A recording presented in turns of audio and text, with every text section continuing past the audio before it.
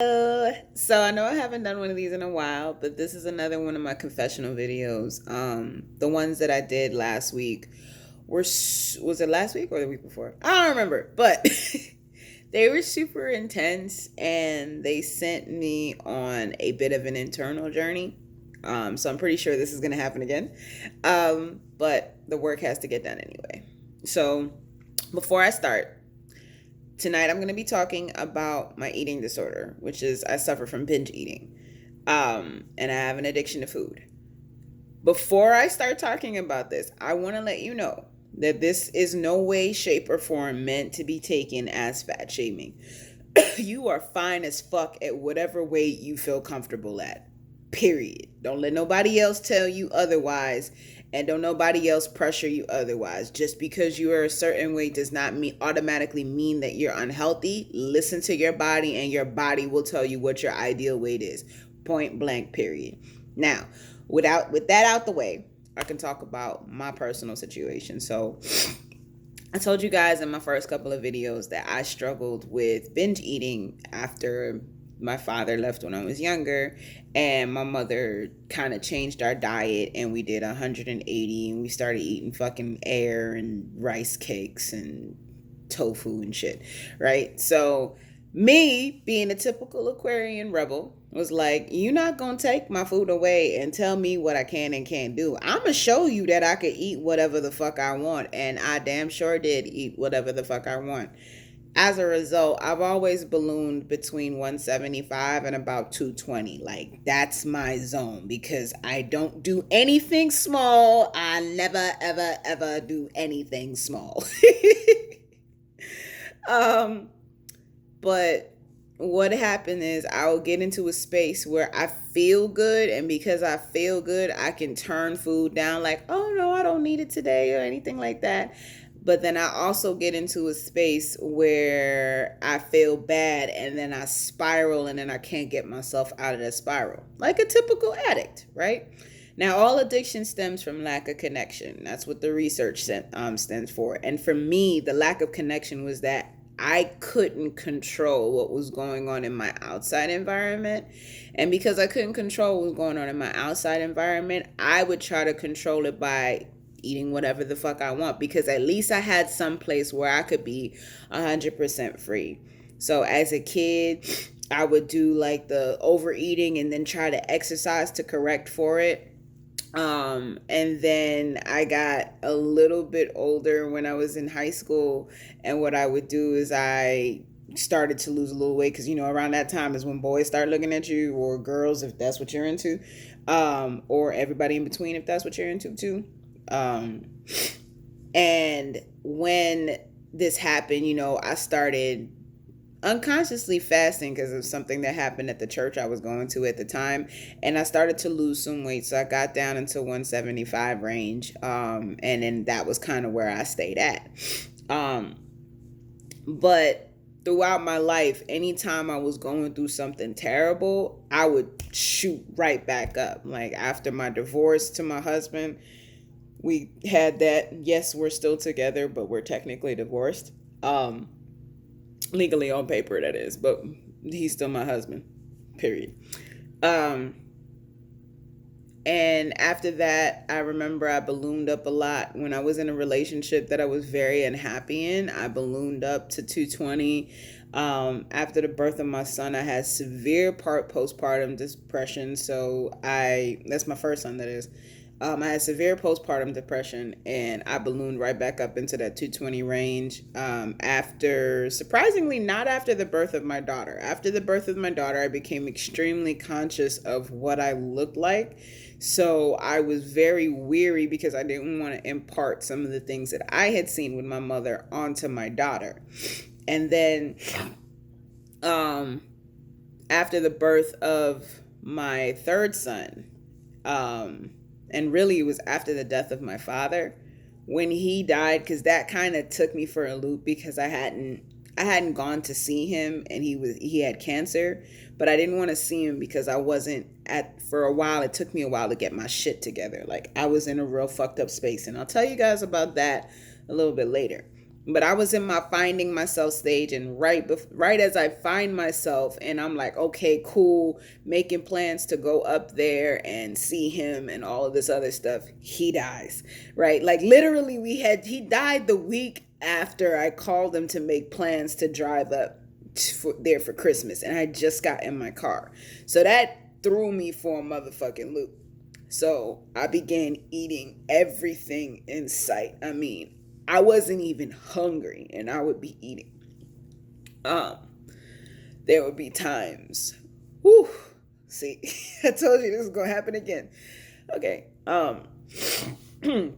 There would be times where my mother was sick also at this time too. So I was taking care of her, trying to take care of my household. My husband was going through some struggles with work. And it was just hell, period. So I couldn't control what was going on around me, period. So because I couldn't control what was going on around me, I went ahead and I would eat. So it's 1, 2 o'clock in the morning, I don't care, I eat. And it didn't help that when I was younger, my grandmother would feed me whatever I wanted. So I'm used to getting whatever the hell I want, when I want it, as I want it. And my grandmother was the type that was like, you have to be fat and look nice. Like, you must be fat and look nice. So she never had a problem with me being chubby in any way, shape, or form. And, she'd tell me, if you're hungry, go eat. And that's what I would do. When I was hungry, I would eat. But I wasn't hungry. I was in need of something deeper. And I didn't know that. So it wasn't until my mother got sick. She was a health conscious individual, got her degree in health coaching, all of that other stuff. But she took it in the other direction. Like, she figured that just because the food was healthy, she could eat as much of it as she wanted to, whenever she wanted to. So she'd be eating like whole bags of raisins and cashews in one day, eating a whole bag of grapes and all this other stuff. And it seriously messed up her digestive process, and it messed up her system in the long run, and it threw her out of whack. And then she ended up developing diabetes, and it was something she'd always had, because she has she had gestational diabetes with me and also with my younger brother. But it went into full-blown diabetes, and I had a chance to see what full-blown diabetes does to a person. Like, my mother shifted into a deep depression, because she had a deep distrust for doctors because of some incidents that took place with my aunt in Jamaica when she was younger. She didn't want to use traditional medicines to heal it. She just wanted to try to stick with the herbs and stuff, but she wasn't correcting the behaviors that were leading to it, like eating super late at night, eating heavy sugars, even if it was fruit, all of those other things. So I got a chance to see it in her. Like, she would have open sores on her foot that wouldn't heal. She lost her toes. She lost herself. Like, you could just see the life draining out of her, and she lost bits and pieces of her memory prior to her dying. Like, she would have been on the track to have Alzheimer's at a very young age because of uncontrolled diabetes. So when I learned I was pre-diabetic in October of 2018, I was like, what? Now, mind you, I also used to see how expensive the insulin was. So the quickest way to reach me is to make me spend money on things that I don't want to spend money on. So when I saw that, and it was like $400 for a 1 month supply of one kind of insulin, I was like, fuck out of here. I ain't doing that shit. So the combination of seeing what it did to my mother as a person, and how expensive it was, and I knew what my insurance was looking like, I knew I had to make a change. Now, and I had to make a permanent change. Now, the problem with me is that, again, food is my comfort. Food is where I turn to when I'm feeling sad, when I'm feeling bored, all of these different things. So for me, I had to put my coaching hat on because y'all know I got a degree in coaching psychology. I had to go ahead and put my coaching hat on and ask myself, okay, why am I eating like this? Why am I doing these things? Why am I stuffing myself? And it involved uncovering some very heavy feelings, some very heavy origin stories. And I knew that I couldn't just do what I normally do, which is like find some yo-yo trick diet to do for a little bit, work myself to the bone and exercise, and then drop down to the weight. I couldn't do that because that shit's not sustainable. So in me addressing a lot of the feelings that I was feeling, looking at what was making me feel this way, that was one of the ways that I started to conquer my addiction to food. Now, let me say this. An addiction remains an addiction your entire life. So, like even last week, I felt myself starting to go up into like the 175, 176 range because I just wanted to eat whatever. I could make an excuse. I could make an egg white omelet at this time. I could make a piece of sausage at this time. It ain't going to hurt. I'm only going to go up a pound or two. And realizing that I was doing that, I had to literally check myself on that behavior because I was eating when I wasn't hungry. And it was because I was worried about what was going on in my external world. And I had to make peace with the fact that what is out there that I cannot change, I cannot change it. I can't. The only thing that I can do is accept what I am capable of doing and do the work on myself. And for me, that's hard because I'm a control freak. I like everything to be in order the way that it is. I don't like shit to be changed. I like my schedules to be a certain way. That is just who I am because I'm on the spectrum. But I had to find a way to make peace with the fact that there are going to be things that are largely outside of my control more often than not. And that shit is fucking scary as hell. But I started to go into the unknown and go into those dark feelings and allow myself the space to do things like cry. Because me, I'm not a big crier. I try not to because I think emotions are for the weak. This is the thoughts that I tell myself. I don't actually think that emotions are for the weak, but that was a running theme that I had in my head. I felt like you couldn't be emotional and be strong at the same time. And that's because I had seen strong women in my life, but I've never really had a chance to see them break down for real. Because they never really broke down around me. Only my mom did periodically, and even then she kind of kept it together. So I had to make peace with that. I had to make peace with the fact that emotions are not the enemy. I had to make peace with the fact that life is unpredictable. Let me say that again. I had to make peace with the fact that life is unpredictable as fuck. And I had to let myself know that I am not a garbage disposal, which means that I can't eat all of the food. I really can't because I would be overwhelming and overtaxing my system. I also had to let myself know that saying no to myself isn't a bad thing because I had a bit of a repressive childhood where I got told no a lot. So I rebelled in adulthood by I'm going to do whatever the fuck I want.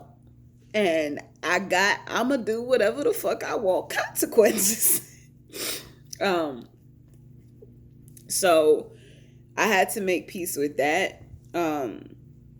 So in me making peace with that, I was able to come up with a viable plan, which was adjustable because for me, it had to be flexible. It had to be something I could do in any circumstances, no matter what. So for me, I ended up turning to intermittent fasting first because I knew if I got the food under control first, then I would be able to get the exercise later because me and exercise have a love-hate relationship. When I'm doing it, I love it. When I'm not doing it, I hate it. So once I get in there though, I can create a good routine.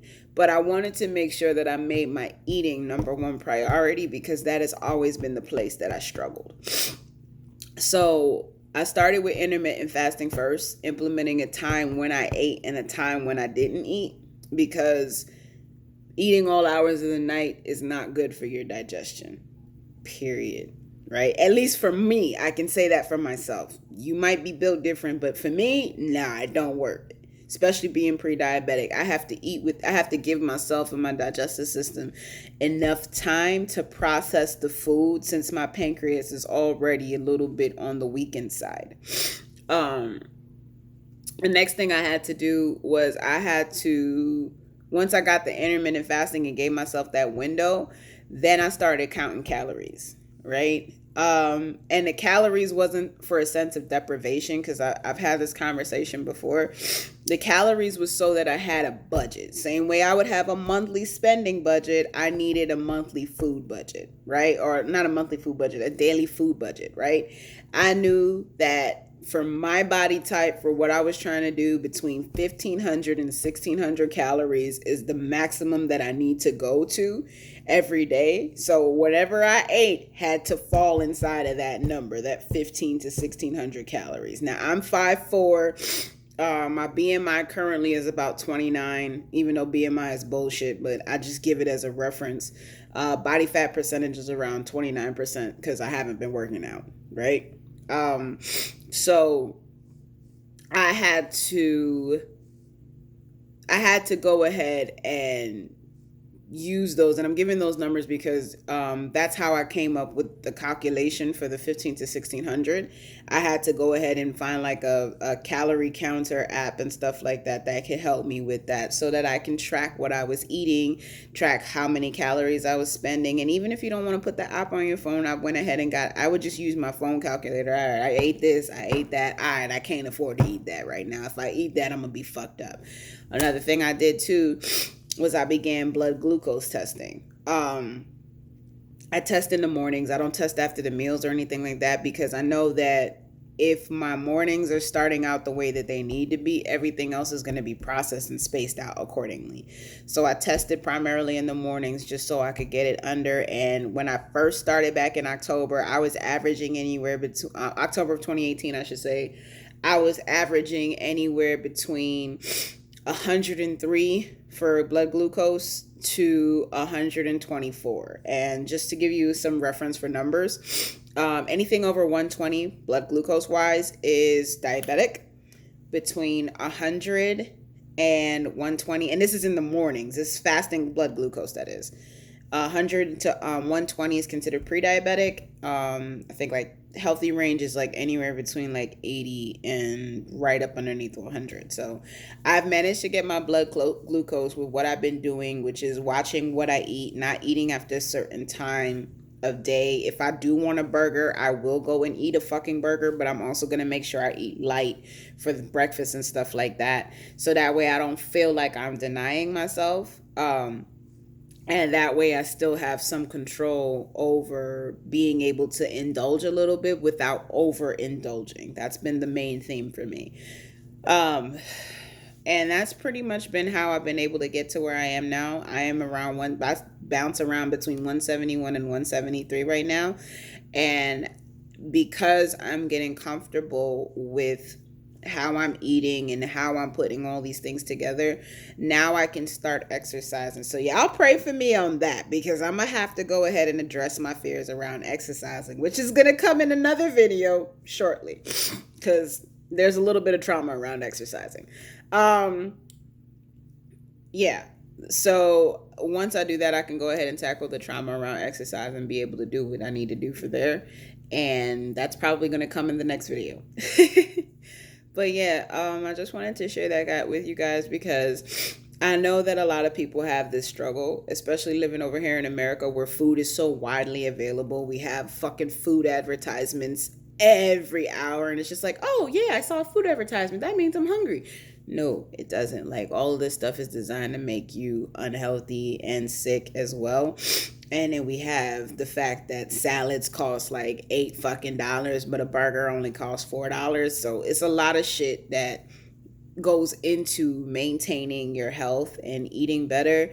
But for me, the first step came with addressing my emotions and being willing to be open to feeling things, because feeling things is not my strong suit. Again, I'm an Aquarius. We don't do feelings.